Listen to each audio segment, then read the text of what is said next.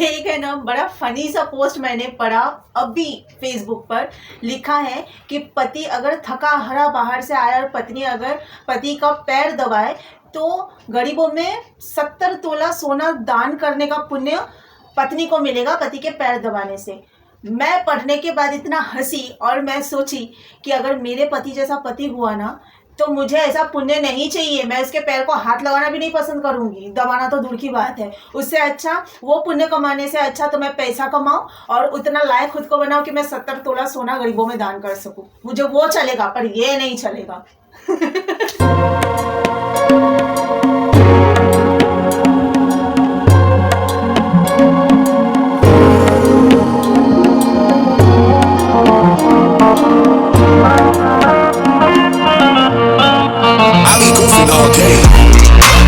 दूसरा पोस्ट देखिए क्या लिखा है कि माँ की जगह तो कोई ले ही नहीं सकता, लेकिन सास को भी मानना पड़ेगा कि अपना बेटा किसी अनजान लड़की को सौंप देती है।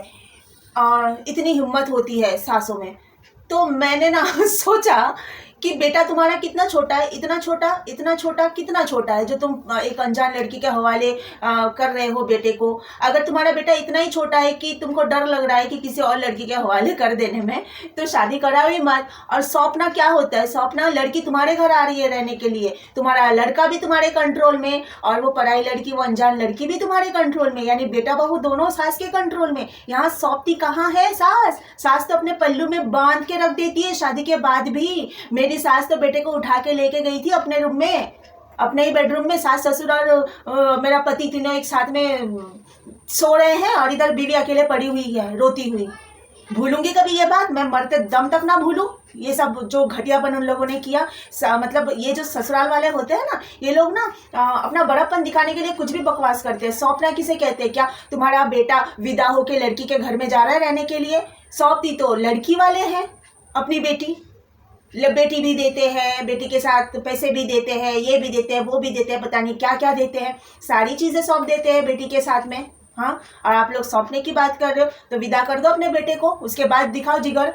जिगर की बात कर रहे हो ना, हिम्मत की बात कर रहे हो ना, तो ये रिवाज उल्टा हो जाए। अभी बेटा आए रहने के लिए, यहाँ पे भी कुछ ऐसे लोगों को बुरा लगेगा जो मैं बात कर रही हूँ ना। कुछ लोगों को बदहजमी हो जाएगी मेरी बातों से और इधर आके कमेंट बॉक्स में उल्टी करके निकल जाएंगे। मेरी बातें बहुतों को बुरी लगेगी। फिर सौंपने की बात करते ही क्यों हो? आप लोगों को शर्म नहीं आती है? कहाँ सौंपते हो? ये सास लोग अगर सौंपने की बात करती है तो आप भी तो एक अनजान थी जब आप आए थे पति के घर में, तब आप भी तो अनजान थे। आपकी सास भी तो आपके अधेड़ उम्र के पति को सौंप दिया था ना। कोई बच्चा तो होता नहीं है जब शादी होती है। आजकल तो 25 में भी लड़कों की शादी नहीं होती है, 30 साल के ऊपर सबकी एज होती है जब लड़कों की शादी होती है। और इस उम्र में आप बेटे को किसी लड़की के पास सौंपने की बात करते हो? सौंपना शर्म आती है ऐसे वर्ड यूज करने के लिए भी। हमारा जो ये जो ह्यूमन लाइफ है ना, हमारा जो जीवन है 4 आश्रम में डिवाइडेड है। आप लोग पढ़े होंगे, पढ़े तो है, पक्का है। मेरा 4th सिलेबस में था और मैंने 10th में भी दोबारा पढ़ा था। 4 आश्रम में पहला आश्रम ये है ब्रह्मचार्य। ब्रह्मचार्य आश्रम उसे कहते हैं जब हम स्कूल और कॉलेज का जो हमारा फेज होता है ना लाइफ का, जब हम पढ़ाई करते हैं, उसको कहते हैं ब्रह्मचार्य आश्रम। उसके बाद होता है गृहस्थ आश्रम, यानी पढ़ाई खत्म होने के बाद जब हम शादी की उम्र में जाते हैं, हम शादी करते हैं, घर बसाते हैं, गृहस्थ संभालते हैं, उसको कहते हैं गृहस्थ आश्रम। यानी गृहस्थ आश्रम में फिर बच्चे होना, बच्चों को बड़ा करना, पूरी तरह गृहस्थी में खुद को इन्वॉल्व कर देते हैं ना, वो होता है गृहस्थ आश्रम। उसके बाद जब बच्चे हमारे बड़े हो जाते हैं, उनकी शादी की उम्र हो जाती है, फिर उनको शादी करा देते हैं और हम गृहस्थी से अलग होके फिर हम जाते हैं वानप्रस्थ आश्रम में। वानप्रस्थ आश्रम में क्या करते हैं? ये जो एज होती है ना वानप्रस्थ में जाने का, वो 50 के बाद, 50-55, मतलब 50 से लेके 60 के बीच की जो उम्र है तब वानप्रस्थ आश्रम में जाते हैं।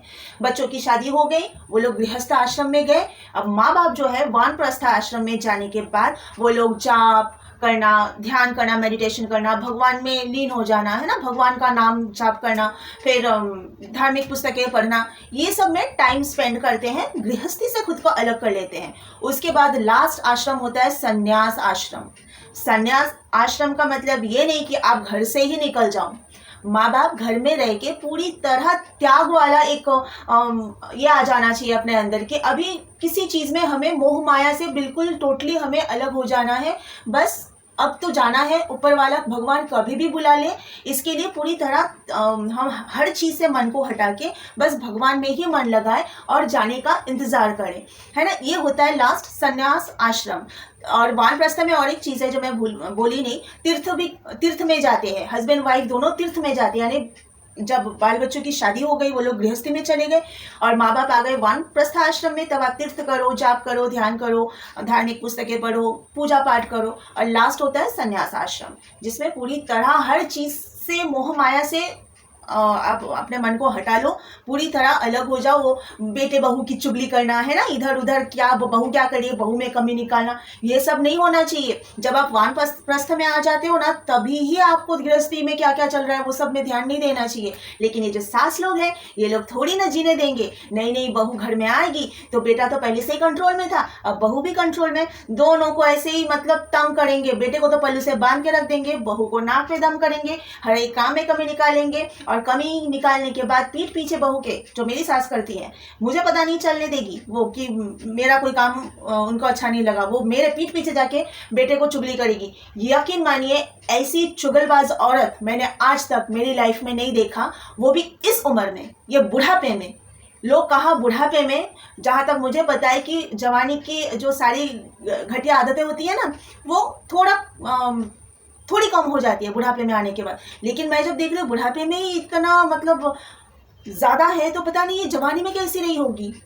तो ये आश्रम के हिसाब से अगर इंसान चले ना, तो किसी की गृहस्थी खराबी ना हो, किसी बहू बेटे का रिश्ता खराबी ना हो। लेकिन ये सास लोग के बारे में अगर कोई भी ना इस तरह की बातें करते हैं ना, मुझे ऐसा गुस्सा आता है, क्योंकि मैंने खुद एक्सपीरियंस किया है कि सास कैसी होती है। तो सास को ना अच्छा दिखाने की कोशिश मत करो, बहुत अच्छी तरह जान गई हो कि सास कैसी होती है। लाइफ के जो 4 आश्रमास के बारे में मैंने बोला ना, 4 आश्रम के बारे में, आप लोग जाके गूगल में एक बार सर्च कर लीजिए, हिंदी में भी कर सकते हैं कि 4 आश्रम कौन कौन से हैं लाइफ के, और इंग्लिश में भी आप टाइप कर सकते हो the 4 ashramas of human life, आपको पूरा लिख के आ जाएगा। अब पढ़ लेना, जानकारी ले लेना कि कौन कौन से फेज़ में कौन कौन सा आश्रम में हम होते हैं, कौन कौन से आश्रम में हम होते हैं। लेकिन ये सब थोड़ी ना लोग प्रथा और सारी चीज़ें मानेंगे जिसमें खुद का फ़ायदा हो, जिसमें सुविधाएं मिले। दहेज प्रथा को मानेंगे क्योंकि दहेज में खुद के घर में सारी चीज़ें आ रही है ना, लालची लोग। लेकिन उनको बोलो कि ये 4 आश्रम मानो तो इनको बुखार आ जाएगा, उधर ही बेहोश होकर गिर जाएंगे, कई लोग तो कोमा में ही चले जाएंगे। सब अपने सुविधा के मुताबिक प्रथा को मानते हैं ये जलील घटिया लोग। ओके, आज के लिए इतना, बाय बाय।